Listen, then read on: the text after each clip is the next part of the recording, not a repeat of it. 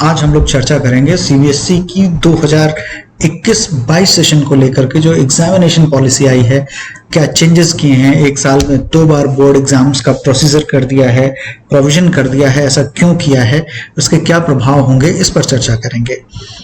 इसमें हम लोग देखेंगे एकेडमिक सेशन को 2 हिस्सों में बांटा गया है, किस तरह से बांटा गया है, सिलेबस घटाया जाएगा या नहीं घटाया जाएगा, कोई रेशनलाइजेशन होगा या नहीं होगा, इंटरनल एग्जामिनेशंस के लिए क्या प्रोविजन है, क्या उनको ज्यादा क्रेडिबल और ज्यादा वैलिड बनाने की कोई कोशिश की जाएगी, करिकुलम ट्रांजैक्शन कैसे होगा, टर्म 1 एग्जामिनेशन कैसे होंगे, टर्म 2 एग्जामिनेशन कैसे होंगे, और अगर परिस्थितियां जो है वो एग्जामिनेशंस के लिए फेवरेबल नहीं रहती हैं तो ऐसी स्थिति में सीबीएसई क्या करेगा। तो देखते हैं कि सबसे पहले एकेडमिक सेशन को किन टर्म्स में डिवाइड किया गया है। 2 टर्म्स होंगे, टर्म 1 एंड टर्म 2, और दोनों में सिलेबस जो होगा 50% दिया जाएगा, 50-50% डिवाइड कर दिया जाएगा। लेकिन इसके पहले संभावना है कि सिलेबस को रैशनलाइज किया जाएगा, रैशनलाइजेशन ऑफ सिलेबस किया जाएगा, जिस प्रकार से 2020 और 21 सेशन के लिए रैशनलाइजेशन किया गया था। संभव है कि कुछ उसी तरह से रैशनलाइजेशन किया जाएगा, और उस रैशनलाइजेशन के बाद जो सब्जेक्ट सिलेबस डिवीजन है 2 टर्म्स में, टर्म 1 टर्म 2 के लिए जो सिलेबस डिवीजन है वो सब्जेक्ट एक्सपर्ट्स के द्वारा किया जाएगा। That means school authorities have not to bother about how to divide the syllabus for both the terms. और सब्जेक्ट एक्सपर्ट्स सीबीएसई के होंगे, किस आधार पर करेंगे, on the basis of interconnectivity of topics and concepts. यानी टर्म 1 के लिए जो टॉपिक्स लिए जाएंगे वो आपस में इंटरकनेक्टेड टॉपिक्स होंगे या कॉन्सेप्ट्स होंगे। ठीक इसी तरीके से टर्म 2 में जो कॉन्सेप्ट्स लिए जाएंगे या टॉपिक्स लिए जाएंगे वो एक दूसरे से इंटरकनेक्टेड होंगे। ऐसा नहीं है कि डिसजंक्टेड टॉपिक्स को या कॉन्सेप्ट्स को टर्म 1 टर्म 2 में अलग अलग करके डाल दिया जाए, ऐसा नहीं किया जाएगा। और इसके साथ ही हर टर्म के एंड में, यानी टर्म 1 के एंड में और टर्म 2 के एंड में, बोर्ड जो है, सीबीएसई बोर्ड जो है, बोर्ड कंडक्टेड एग्जाम्स कराने के फेवर में है। वो इसलिए है क्योंकि सीबीएसई चाहता है कि प्रोबेबिलिटी ऑफ बोर्ड एग्जाम को एनहांस किया जा सके, इंक्रीज किया जा सके। यानी कि साल में जब 2 बार बोर्ड एग्जाम्स लेने की बात आ जाएगी तो 200% प्रोबेबिलिटी बढ़ जाएगी बोर्ड एग्जाम्स के होने की। अब बात करते हैं रैशनलाइजेशन ऑफ एकेडमिक सिलेबस की। अभी तक जो सिलेबस हम सीबीएसई की वेबसाइट पर पाते हैं वो 31 मार्च 2021 के सर्कुलर के अनुसार है। इस सिलेबस को 2021-22 के लिए रैशनलाइज किए जाने की पूरी संभावना है, और जिसका नोटिफिकेशन जुलाई 2021 में सीबीएसई की तरफ से जारी किए जाने की पूरी संभावना है। अब समझने की बात यह है कि ये जो यहाँ पर अल्टरनेटिव एकेडमिक कैलेंडर और एनसीईआरटी के इंस्ट्रक्शंस की बात कही गई है, ये क्या है। सीबीएसई कहता है कि ऑल्दो रैशनलाइजेशन ऑफ सिलेबस तो कर दिया जाएगा, लेकिन सिलेबस के कंप्लीट ट्रांजैक्शन के लिए स्कूल्स को अल्टरनेटिव एकेडमिक कैलेंडर और समय समय पर एनसीईआरटी द्वारा जारी किए गए दिशा निर्देशों का पालन करना होगा। इंटरनल असेसमेंट्स, प्रैक्टिकल्स और प्रोजेक्ट्स की बात करें तो सीबीएसई का पूरा इरादा है कि इंटरनल असेसमेंट्स को ज्यादा रिलायबल और ज्यादा क्रेडिबल बनाया जाए। रीजन क्या है कि 2020-21 की बात करें तो सारा का सारा रिजल्ट डिक्लेयर करने का दारोमदार इंटरनल असेसमेंट्स पर आ गया है। तो इंटरनल असेसमेंट को ज्यादा क्रेडिबल और ज्यादा वैलिड बनाने पर फोकस होगा। इसके लिए अलग से गाइडलाइंस को जारी किया जाएगा सीबीएसई के द्वारा। आगे हम देखेंगे कि हो सकता है, संभावना हो कि इंटरनल असेसमेंट के मार्क्स तुरंत के तुरंत अपलोड करने की भी पॉलिसी बनाई जा सकती है, और उसके बाद मॉडरेशन पॉलिसी भी अनाउंस की जा सकती है कि इंटरनल असेसमेंट पर अगर आधारित रिजल्ट बनने की बारी आ गई तो मॉडरेशन की पॉलिसी भी बोर्ड के द्वारा अलग से जारी की जाएगी।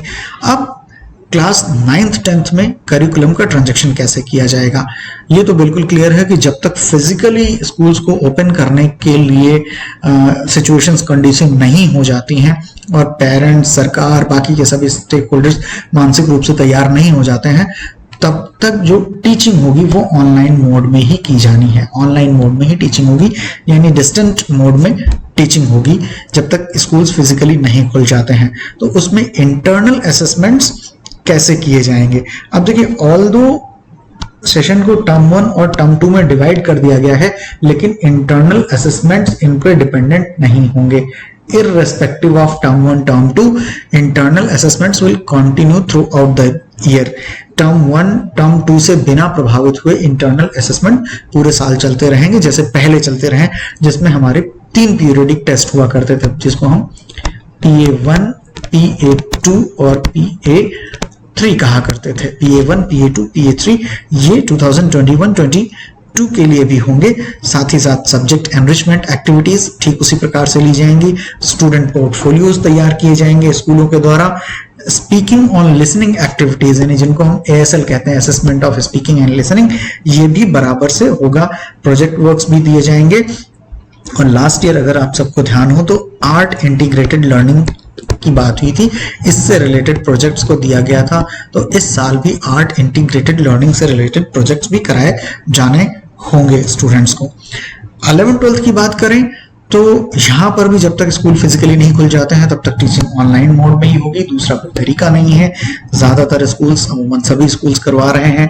इंटरनल असेसमेंट्स पूरे साल चलते रहेंगे, जैसे पिछले बार चले थे, उसके पहले चले थे, irrespective of term 1, term 2। Term 1, term 2 अपने हिसाब से चलते रहेंगे और बाकी के सभी इंटरनल असेसमेंट चलते रहेंगे, जिसमें आप एंड ऑफ टॉपिक एग्जाम्स या यूनिट टेस्ट कह लीजिए या मंथली टेस्ट कह लीजिए या वीकली टेस्ट कह लीजिए, जो भी अपने स्कूल के प्रोसीजर्स में है वो चलते रहेंगे। Exploratory activities, subject wise exploratory activities properly चलती रहेंगी। प्रैक्टिकल्स जैसे कराए जाते हैं प्रैक्टिकल्स होते रहेंगे। प्रोजेक्ट वर्क्स ठीक अच्छी तरीके से चलते रहेंगे, उसमें किसी तरीके का कोई चेंज नहीं आएगा। ये जितनी भी एक्टिविटीज हैं वो एज इट इज चलती रहेंगी। इंटरनल असेसमेंट्स की बात करें, record keeping, marks upload, support की बात करें जो CBSE स्कूल्स को प्रोवाइड कर सकता है, वो ये है कि सबसे पहला creation of student profile for all assessments, यानी स्टूडेंट्स के जो भी असेसमेंट्स होंगे थ्रू आउट द ईयर उन सबको एक सेपरेट स्टूडेंट प्रोफाइल बना करके उसमें प्रोक्योर कर लेना है। हर स्टूडेंट की अलग प्रोफाइल होगी, उसका सारा का सारा डेटा वहां पर प्रोक्योर्ड होगा। साथ ही साथ चूंकि डिस्टेंट मोड में पढ़ाई हो रही है तो जितने भी टेस्ट्स वगैरह हैं उनके भी ऑनलाइन मोड में होने की संभावना ज्यादा हो जाती है। CBSE इस बार सीधे सीधे कहता है कि डिजिटल फॉर्म में सभी के सभी एविडेंसेस को प्रोक्योर करके रखना होगा। इस संदर्भ में CBSE बहुत जल्द सब्जेक्ट वाइज इंटरनल असेसमेंट की सेपरेट गाइडलाइंस जारी करेगा, जिसको कि स्कूल्स को अडेयर करना होगा, फॉलो करना होगा। अब देखते हैं कि CBSE एडिशनल रिसोर्सेज क्या देगा, स्कूल्स को क्या देगा। तो सबसे पहले सैंपल असेसमेंट्स, यानी टर्म 1, टर्म 2 का जो प्रोसेस है वो 2021-22 के लिए इंट्रोड्यूस किया जा रहा है और CBSE मानता है कि स्कूल इससे अभ्यस्त नहीं होंगे, तो इसको लेकर के सैंपल असेसमेंट देगा ताकि स्कूल्स प्रैक्टिस कर सकें। Question banks, practice question banks भी स्कूल को मुहैया कराएगा CBSE स्टूडेंट्स की प्रैक्टिस करने के लिए और टीचर्स को भी एकस्टम हो जाने के लिए। अब इसके साथ साथ टर्म 1, टर्म 2 को कैसे कराना है उसको लेकर के टीचर्स ट्रेनिंग भी CBSE कराएगा। साथ ही साथ अगर इंटरनल असेसमेंट्स की बात करें तो मार्क्स अपलोड करने के लिए पोर्टल मुहैया कराएगा CBSE और इस पोर्टल में इंटरनल असेसमेंट लेने के साथ साथ जो भी प्रोसीजर बनाएगा उस हिसाब से मार्क्स को अपलोड कर दिया जाना होगा CBSE के पोर्टल्स पे। अब बात करते हैं टर्म एग्जामिनेशंस की। टर्म एग्जामिनेशंस, 2 टर्म एग्जामिनेशन होना है। टर्म 1 एग्जाम ये होगा 90 मिनट्स का और इसका जो विंडो पीरियड होगा वो नवंबर-दिसंबर 2021 का होगा। यहाँ पर दिया जाएगा 4 से 8 हफ्ते का समय दिया जाएगा स्कूल्स को। उसके तमाम सारे रीजंस हैं, ये हम अगली वीडियो में देखेंगे डिटेल के साथ में। टर्म 2 एग्जाम जो होगा वो 2 घंटे का होगा और उसका जो विंडो पीरियड है वो मार्च-अप्रैल 2022 का होगा, यानी टर्म 1 2021 में हो जाएगा और टर्म 2 2022 में होगा। इस तरीके से हम देखें तो इस एकेडमिक सेशन में टर्म 1 के लिए समय काफी मिल रहा है, पर्याप्त समय मिल रहा है, लेकिन अगर टर्म 2 की बात करें तो वहां पर इतना टाइम नहीं मिलने वाला होगा क्योंकि क्लास 12 के प्रैक्टिकल एग्जाम्स वगैरह भी आ जाते हैं। अब इन दोनों टर्म 1, टर्म 2 एग्जामिनेशन को लेकर के पूरे के पूरे डिटेल्स हम आने वाले वीडियो में और आने वाली PDF में आप सबके साथ साझा करेंगे। उम्मीद करते हैं कि ये वीडियो CBSE की नई इवैल्यूएशन पॉलिसी, असेसमेंट पॉलिसी 2021-22 को लेकर के आपके लिए काफी फायदेमंद होगा। और अगर फायदेमंद साबित होता है, हितकारी साबित होता है, तो देखते रहें संग्राम सिंह को, जुड़े रहें हमारे YouTube चैनल महासा के साथ में। जय हिंद।